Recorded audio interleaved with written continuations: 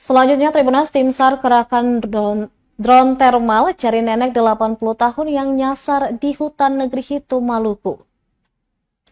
Seorang nenek berusia 80 tahun, warga Dusun Wanat, Desa Hitu, Kabupaten Maluku Tengah, dilaporkan hilang sejak Minggu 6 Oktober 2024.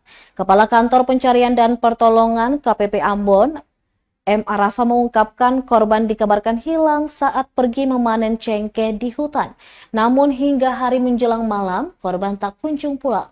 Sejak hari itu, keluarga korban dibantu warga Dusun Wanat berupaya mencari keberadaannya namun belum juga ditemukan. Lanjutnya, setelah menerima informasi tersebut pada Selasa 8 Oktober, tim SAR gabungan langsung bergerak menuju lokasi. Setelah tiba, download Tribun X sekarang. Menghadirkan lokal menjadi Indonesia.